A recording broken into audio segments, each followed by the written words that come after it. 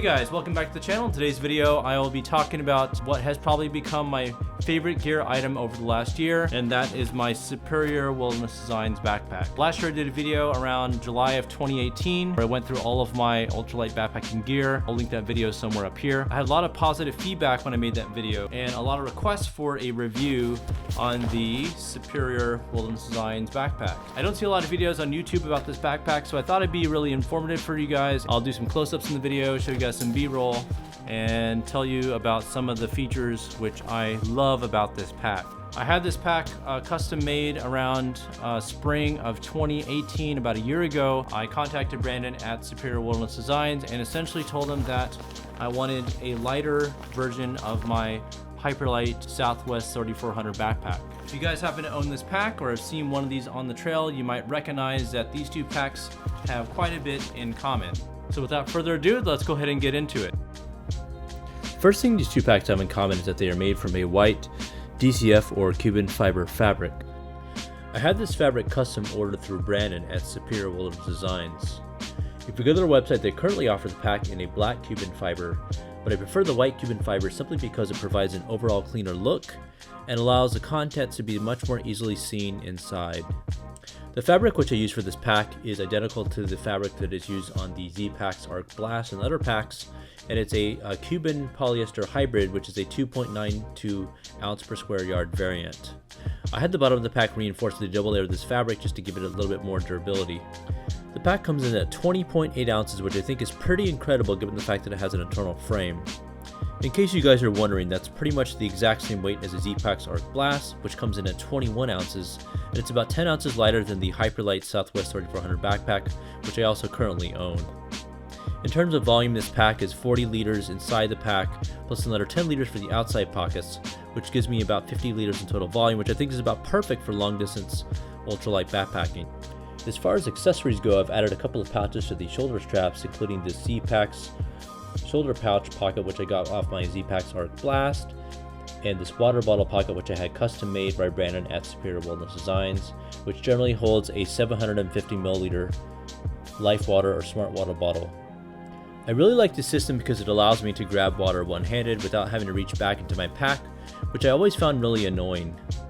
In my Z-Packs shoulder pouch, I'll usually keep my sunscreen, other items I want to grab during the day, as well as my camera, which I usually film while I'm walking on the trail.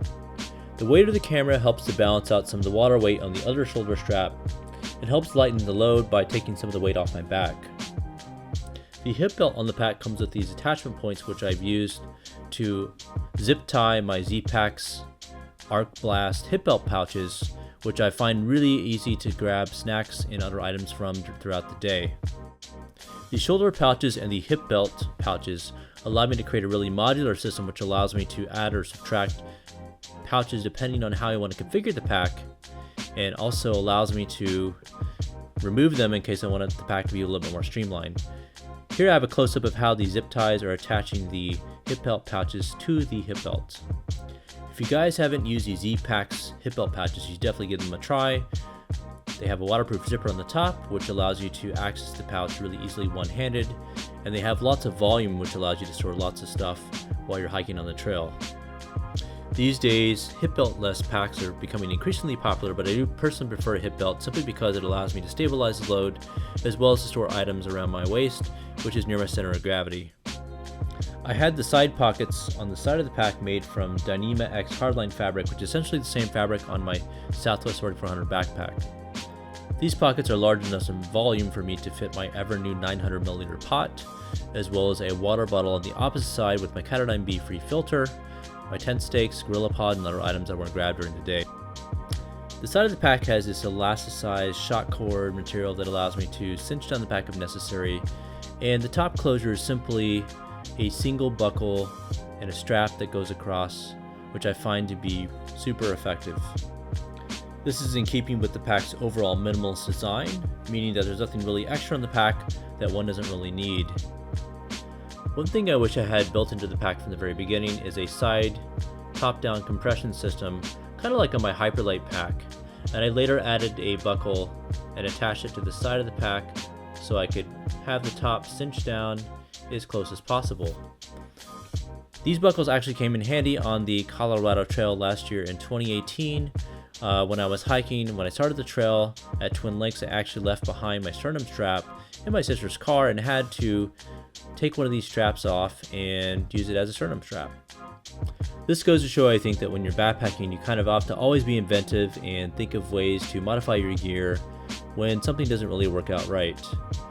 As far as the top closure, I went ahead and went with some Velcro here instead of the standard snap buttons which the pack generally comes with. I like the Velcro, it just makes it really easy to get in and out of the pack, and it's pretty lightweight. Looking inside the pack, you can see that I added a mesh water bladder pouch, which I've never actually really used and probably gonna end up just cutting out. You can also see that there are two vertical pockets in which the two aluminum stays sit with a Velcro on the top just to kind of keep them nice and snug inside. The suspension system that this pack has with these aluminum stays is pretty much the same design as the Hyperlight packs. However, these stays are just a little bit lighter, and I think they weigh in just around 3 ounces for the pair. I definitely prefer this design over the Z-Pack's Arc Blast external frame system, simply because this allows you to fit these stays to your back by bending the aluminum, and the pack rides really close to your body and center of gravity. Another big advantage of this system here is it allows you to pull the stays out if you want to, and you're essentially left with a frameless pack. Personally, I don't see the need to take out the stays, and I generally just leave them inside the pack because they help to transfer the weight to the hips, and at only 3 ounces they do add a lot of support for little weight. Another accessory I had built into the pack are these elastic bands inside the pack, which are designed to hold a sleeping pad and keep it against your back. I think this design is pretty ingenious, although I found in practice it's not really that useful for an inflatable pad, so I'll probably just end up cutting them out. The bottom line is that there's lots of customization options, so definitely just send Brandon an email if you have any questions. I'm sure I'll be able to help you out. Alright guys, well that is pretty much it for today's video. I hope you guys enjoyed this video. Definitely like, share, and subscribe if you guys would like to see more videos like this. Quick thanks to all of my subscribers. I really appreciate you guys tuning in and supporting the channel. If you guys have any other items that you'd like to see me review, post that down in the comment section below, and I will see you guys in the next video.